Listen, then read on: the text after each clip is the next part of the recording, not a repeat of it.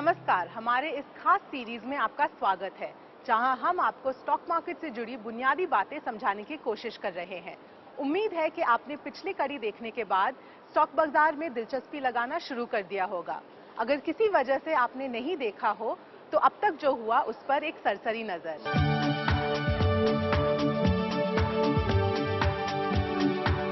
इस शो पर अगले 5 हफ्तों में हम आपको ये बताएंगे कि स्टॉक मार्केट होता क्या है, इसमें निवेश कैसे करते हैं और इसके लिए क्या क्या जरूरत है। तो आइए शुरुआत यहाँ से करते हैं कि आखिर स्टॉक है क्या। स्टॉक एक तरह से कंपनी के मालिकाना हक में हिस्सेदारी है। हम एक कदम आगे बढ़ते हुए स्टॉक मार्केट या फिर स्टॉक एक्सचेंज में दाखिल होते हैं। ये जगह किसी बाजार की तरह है जहाँ स्टॉक खरीदे या बेचे जाते हैं। भारत में 2 बड़े सूचकांक या इंडेक्स है, निफ्टी और सेंसेक्स। देश के भीतर ज्यादातर कारोबार एनएससी के जरिए होते हैं। बुल मार्केट या तेजड़ियों का रिश्ता सूचकांक से है, जब कीमतों में उछाल की उम्मीद की जाती है, जबकि बेयर मार्केट या मंडिये ठीक उल्टी हालत होती है, जब बाजार नीचे लुढ़कता है और स्टॉक की कीमत घटने की आशंका होती है। तो स्टॉक मार्केट में उतरने से पहले कुछ बातें दिमाग में रखना बेहद जरूरी है। सबसे पहले कमाई को लेकर आपकी सोच क्या होगी और आपको कितना पैसा चाहिए। ये इस बात पर निर्भर करता है कि अपनी जिंदगी में आप उम्र के किस पड़ाव पर है। दूसरी बात, आप अपनी संपत्तियों का पूरा ब्यौरा हासिल करें ताकि तय हो सके कुल पैसे का कितना हिस्सा आप स्टॉक बाजार में निवेश करना चाहते हैं। साथ ही कितनी रकम बीमा, फिक्स डिपॉजिट, जमीन और सोने में निवेश करना चाहते हैं। सेबी भारतीय स्टॉक बाजार का रखवाला और नियामक है। सेबी का सबसे अहम काम हमारे और आपके जैसे निवेशकों की हितों की सुरक्षा करते हुए स्टॉक मार्केट का विकास करना है। जिस तरह आप बैंक में सेविंग्स अकाउंट खोलते हैं, उसी तरह स्टॉक्स बेचने, खरीदने और रखने के लिए डीमैट अकाउंट और ट्रेडिंग अकाउंट होना बहुत जरूरी है। डीमैट अकाउंट में आपके शेयर्स इलेक्ट्रॉनिक तौर पर रखे जाते हैं, यानी आपको इसके लिए सर्टिफिकेट या दस्तावेज की जरूरत नहीं होती। और आपका ट्रेडिंग अकाउंट शेयर्स की खरीद बिक्री के लिए बैंक खाते और डीमैट अकाउंट के बीच पुल का काम करता है। Mister Sanghvi Motilal Oswal securities limited के साथ एक डीमैट अकाउंट खोलना चाहते हैं। आइए देखते ये कैसे होता है।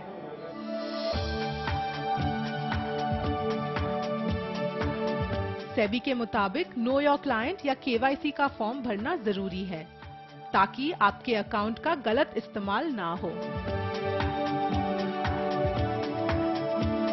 एक आसान फॉर्म है जो मिस्टर सांघवी भर रहे हैं, लेकिन याद रखिए कि पैन कार्ड या परमानेंट अकाउंट नंबर होना बहुत जरूरी है। तो अब एक भरोसेमंद ब्रोकर, एक ट्रेडिंग अकाउंट और एक डीमैट अकाउंट के साथ मिस्टर सांघवी देश की बेहतरीन कंपनियों का हिस्सा बनने के लिए पूरी तरह तैयार है। तो अब आप स्टॉक एक्सचेंज के कारोबार में बुनियादी चीजें जान चुके हैं।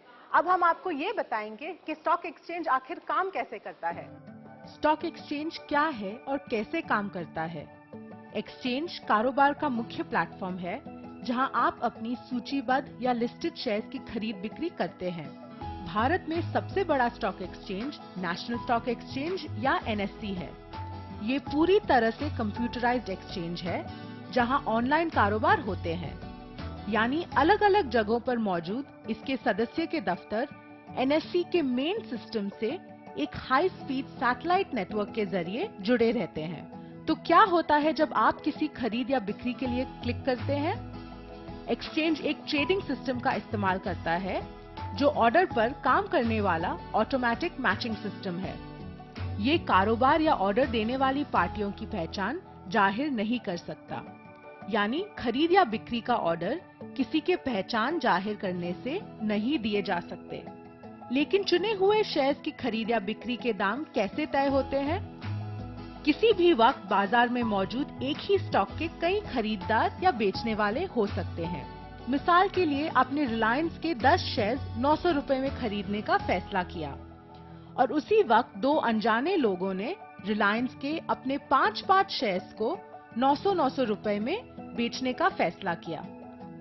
ऐसे में कंप्यूटर सिस्टम खुद ब खुद एक खरीदार और 2 बेचने वाले को मैच कर देगा ताकि कारोबार पूरा हो सके। ऑर्डर मैचिंग प्राइस टाइम की प्राथमिकता के मुताबिक होता है। लिहाजा जब बाजार में किसी स्टॉक के ज्यादा खरीदार होंगे तो उसकी कीमत ऊपर जाएगी और जब बेचने वाले की संख्या ज्यादा होगी तो कीमत नीचे आएगी। लेकिन तब क्या होगा जब आप जिस शेयर को खरीदना चाहते हो और उसे कोई नहीं बेच रहा हो? अगर आपके ऑर्डर को कोई मैच नहीं मिलता तो वो सिस्टम में रहेगा और जब तक नया ऑर्डर मैच नहीं होता या ऑर्डर कैंसिल नहीं हो जाता, पूरे बाजार में डिस्प्ले होता रहेगा, लेकिन आपका लेन देन पूरा नहीं हुआ। आप जो शेयर खरीदेंगे वो फौरन ही आपके डीमैट अकाउंट में नहीं दिखेंगे, क्योंकि एनएससी T+2 बेसिस पर रोलिंग सेटलमेंट करता है, जिसका मतलब हुआ कि अगर आपने सोमवार को लेन देन किया तो ये 2 दिन बाद बुधवार को पूरा होगा। यानी अगर आप 100 रुपए के रेट से किसी कंपनी के 1000 शेयर सोमवार को खरीदते हैं तो आपको अपने ब्रोकर को कुल 1 लाख रुपए मंगलवार तक दे देने होंगे और इसके बाद ब्रोकर को तीसरे दिन यानी बुधवार तक स्टॉक एक्सचेंज को पैसे देने होते हैं ताकि लेन देन पूरा हो जाए और ये आपके डीमैट अकाउंट में दिखने लगेगा। जैसे ही ऑर्डर कोई निवेशक सिस्टम में डालता है तो सबसे पहले उस ऑर्डर को एक यूनिक नंबर दिया जाता है। उसके साथ साथ यही ऑर्डर को एक टाइम स्टैंपिंग दिया जाता है, मींस किस टाइम पे ये ऑर्डर सिस्टम में आया था। एक बार ये ऑर्डर नंबर और टाइम स्टैंप दे दिया गया, बाद में उस ऑर्डर को तुरंत ही एग्जीक्यूशन के लिए भेजा जाता है। कई बार ऐसा होता है कि प्राइस की वजह से और टाइम की वजह से वो ऑर्डर एग्जीक्यूट नहीं हो पाता, तो उसे अनएग्जीक्यूटेड ऑर्डर बुक में जाके इकट्ठा किया जाता है। ये सारे ऑर्डर जो ऑर्डर बुक में इकट्ठा है, जो एग्जीक्यूट अब तक नहीं हुए हैं, उन ऑर्डर्स को प्राइस और टाइम प्रायोरिटी पे एग्जीक्यूशन में लेके जाते हैं।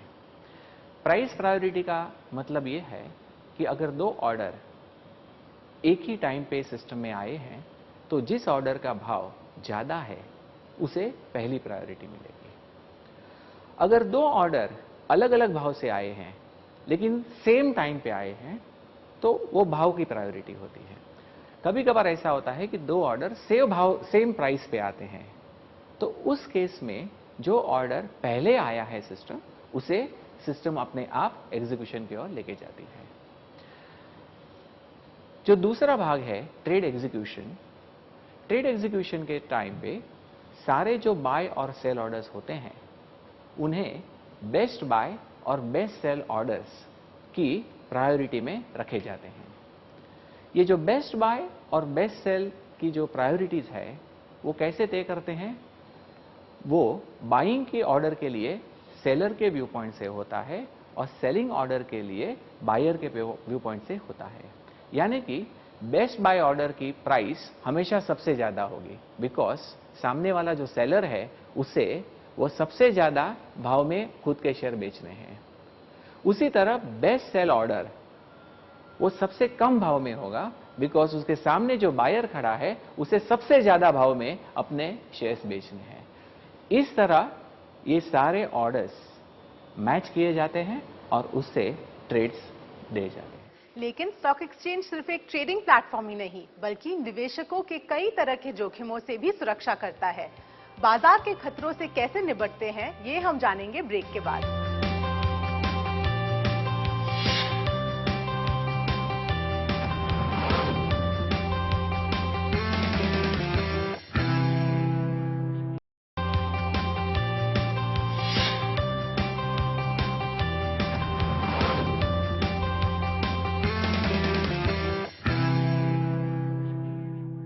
स्वागत है एक बार फिर हमारे शो पर।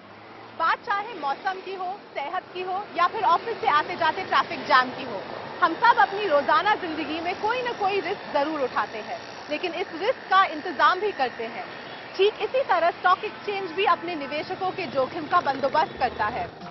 एनएससी में जोखिम प्रबंधन का काम देने वाला हिस्सा national securities clearing corporation limited या NSCCL लगता है।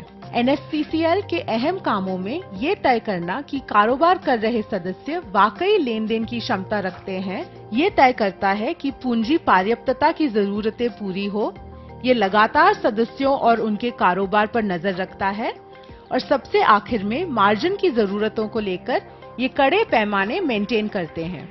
Once a trade is executed on the exchange platform, it has to be settled. So supposing the buyer does not bring in the funds, what will happen? The seller will be left with the shares which he has already sold and he's waiting for the funds. What clearing exchange has done is set up a clearing corporation whose job is to be the counterparty for all the settled trades which are executed on the exchange, which are settled through the clearing corporation. So essentially for all the settlements on the clearing corporation becomes a counterparty to all the investors. तो कोई exchange आखिर margin क्यों maintain करता है और निवेशक की सुरक्षा पर इसका क्या असर पड़ता है?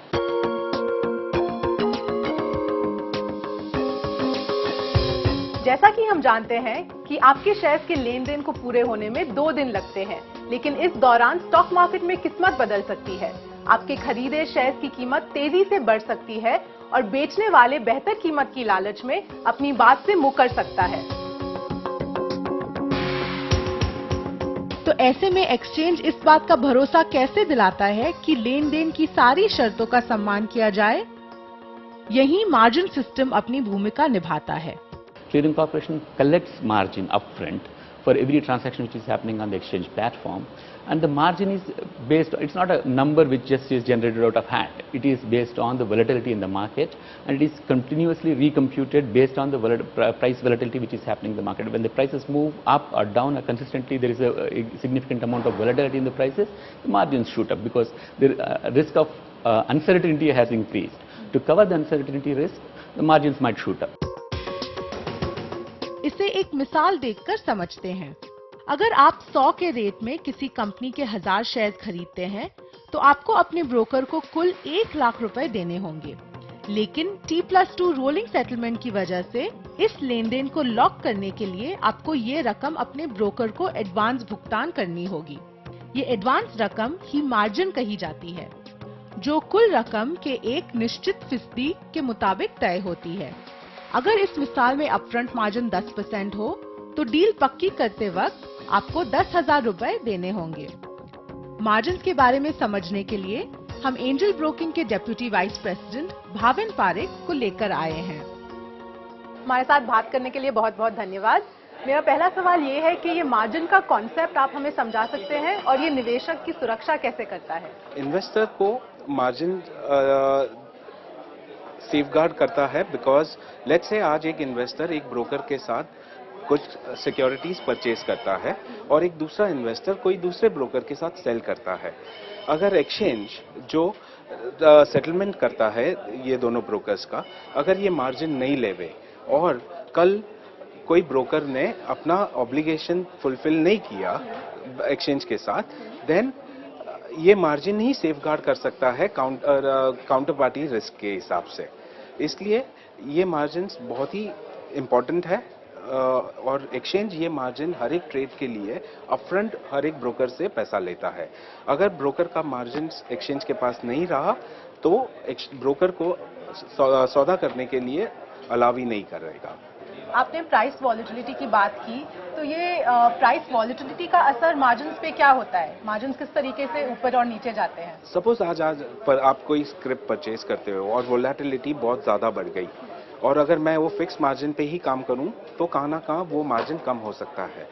अगर वॉलेटिलिटी नॉर्मली अगर एक स्क्रिप्ट ऊपर नीचे 2% से ऊपर नीचे होता है, बट अचानक 10% वॉलेटिलिटी आ गई, उस पर 10% की वॉलेटिलिटी आ गई, तो चांसेस है कि आपका मार्जिन कम हो जाए, तो वो हिसाब से एक्सचेंज उसी टाइम मार्जिन बढ़ा देता है।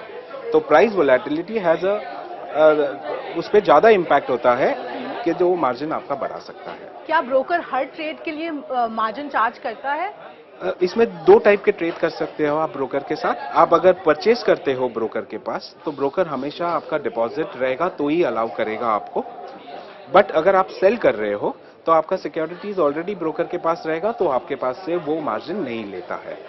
ठीक है, मतलब कि सिर्फ अगर डिपॉजिट है ब्रोकर के साथ तो ही मार्जिन मैं नहीं दे सकती हूँ, नहीं तो मार्जिन देना बहुत जरूरी है बिकॉज ये डिपॉजिट ब्रोकर के लिए भी इम्पोर्टेंट होता है अपने कस्टमर का रिस्क मैनेज करने के लिए।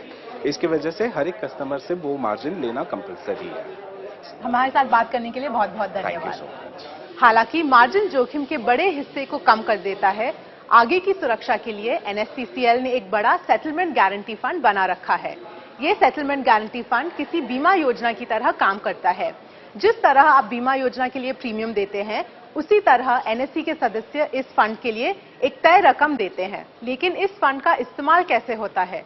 जब कोई भी कारोबारी सदस्य डिफॉल्टर होता है तो इस फंड से लेकर लेन देन पूरी की जाती है। व्यवहार के तौर पर देखें तो ये बाजार में कारोबार करने वाले किसी भी पक्ष का जोखिम खत्म कर देता है। There is no default from the time we have started operations. The clearing corporation started in 1995. We have started operations in 1994. From that point onwards, there is absolutely no default or no delay in paying and payout of funds and securities. It happens on a clockwork precision throughout the period. ये episode खत्म होने से पहले कुछ जरूरी बातें जो आपको जाननी चाहिए। अगर आपका ब्रोकर आपकी शिकायत का निपटारा 15 दिनों के भीतर नहीं करता, तो आप एनएससी के शिकायत सेल में सीधा जा सकते हैं।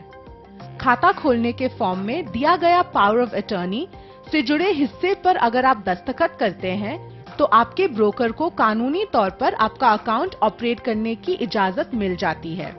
लेकिन ना तो एक्सचेंज और ना ही सेबी की तरफ से इसे शर्तों में शामिल किया गया है। ये पूरी तरह से आपका फैसला है। ऐसे में आप तय कर ले कि ब्रोकर को सिर्फ सीमित पावर ऑफ अटॉर्नी मिली हो, जिसे आप जब चाहे खत्म कर सकते हैं। ये एपिसोड यहीं पर समाप्त हुआ, इस उम्मीद के साथ कि बाजार से जुड़े कुछ राजों से धीरे धीरे पर्दा उठ रहा होगा। इस सीरीज को हम अगले हफ्ते आगे ले चलेंगे और आपको बाजार में निवेश के अलग अलग तरीके बताएंगे। तब तक के लिए सावधानी से निवेश करें। देखने के लिए धन्यवाद।